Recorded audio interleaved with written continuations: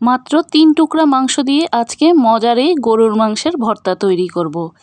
এভাবে ভর্তা তৈরি করলে কিন্তু 1 প্লেট ভাত নিমেষেই খেয়ে ফেলতে পারবেন। ভিডিওটি যদি শুরু করে থাকেন তাহলে একটি লাইক কমেন্ট ও শেয়ার করতে পারেন। তৈরি করার জন্য আমি এখানে 3 টুকরো গরুর মাংস নিয়েছি আর নিয়েছি 5 কোয়া রসুন, 7-8টি শুকনা মরিচ, 2টি পেঁয়াজ। মাংসের এই টুকরোগুলোকে আমি পুতা দিয়ে কিছুটা থেতলে নিয়েছি। এই জায়গাটা কিন্তু স্কিপ হয়ে গিয়েছে। এবার প্যানের মধ্যে দিয়ে দেব মাংসের টুকরোগুলো, শুকনো মরিচ, রসুনের কোয়াগুলো, পেঁয়াজ কুচি। আমি এখানে 1 চা চামচ আদা বাটা দিয়েছি, চাইলে আপনারা আস্ত আদা কুচি দিতে পারেন। দিয়ে দেব 2 কাপের মতো পানি। এবার সিদ্ধ করে নেব। চুলার আঁচটাকে মাঝারি হিটে করে আমি সিদ্ধ করে নিয়েছি। এবার সামান্য তেল দিয়ে আমি 2-3 মিনিটের মতো একটু ভেজে নেব, যাতে পানিটা একদম পুরোপুরি শুকিয়ে আসে। সাথে দিয়ে দেব আরও 1 মুঠের মতো পেঁয়াজ কুচি।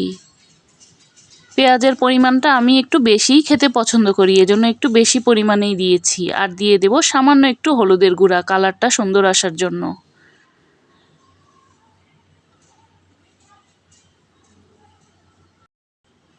এখন কিছুক্ষণ নাড়াচাড়া দিয়ে ভেজে নিচ্ছি।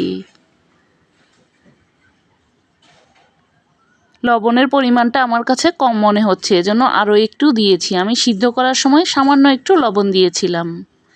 এবার চুলাটা বন্ধ করে দেব। ঠান্ডা করে নিয়ে ব্লেন্ডার জারের মধ্যে নিয়ে নিচ্ছি। চাইলে শিলপাটাতেও বেটে নিতে পারেন। দিয়ে দেব সামান্য একটু ধনিয়া পাতা কুচি। এবার ব্লেন্ড করে নিলেই কিন্তু মজার এই গরুর মাংসের ভর্তাটা তৈরি। কারা কারা এভাবে তৈরি করে খেয়েছেন? এভাবে তৈরি করলে কিন্তু 1 প্লেট ভাত নিমেষেই শেষ করে ফেলতে পারবেন। এবার আমি ব্লেন্ড করা এই মাংসগুলোকে একটি প্লেটে ঢেলে নিয়ে দিয়ে দিচ্ছি সামান্য একটু সরিষার তেল। সরিষার তেলটা দেওয়ার পর এবার হাত দিয়ে একটু মেখে নিচ্ছি। যারা এখনও এইভাবে গরুর মাংসের ভর্তাটা তৈরি করে খাননি, তারা অবশ্যই একবার এই রেসিপিতে এই ভর্তাটা তৈরি করে খেয়ে দেখতে পারেন। এভাবে ভর্তা তৈরি করলে কিন্তু 1 প্লেট ভাত নিমেষেই শেষ করে ফেলতে পারবেন। যাকে তৈরি করে খাওয়াবেন সেও কিন্তু ভীষণ খুশি হয়ে যাবে। আমরা বাঙালিরা যে কোনো ভর্তা খেতেই কিন্তু ভীষণ ভালোবাসি। এই গরুর মাংসের ভর্তা তো অসম্ভব মজার হয়।